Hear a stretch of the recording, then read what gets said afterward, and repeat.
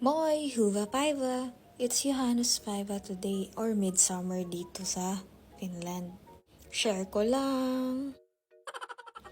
Samahan nyo kami at mamimili tayo dahil wala na tayong maisahog, konti na lang magiging kambing na kami.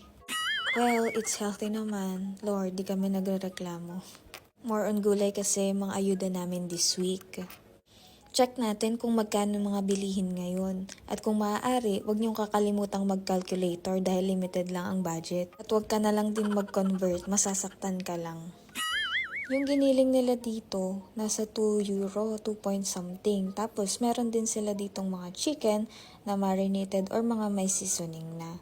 Ayun yung mga prices niya. Kaya na lang mag-convert, ayokong masaktan.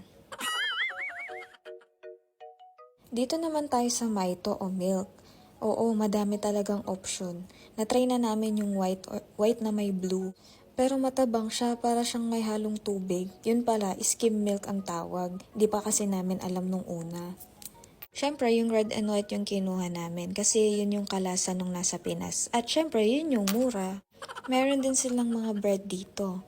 And syempre, ito yung favorite kong yogurt, char. Pag pala andito kayo, hanapin yung mga brand ay yung extra or co-op. Gaya nitong yogurt, 0.37 lang ang isa. Madami din siyang flavor at masarap din. Ito yung sinasabi ko sa inyo, yung extra. Compare kasi sa ibang brand, mas mura kasi ito. Marami ditong tig 1 euro plus lang. Gaya nitong pizza at in fairness masarap siya. Maraming klase ng pizza pero syempre doon tayo sa mura. At eto naman yung aisle ng mga biscuits. Yung Marie lang talaga binili ko dyan. At syempre, di mawawala ang bigas, cause rice is life. 0.85 pala yan kaya na mag-convert. At eto mga kabayan, favorite namin at super mura. 8 pieces na siya, another extra. O siya, yan muna sa ngayon. Kitos!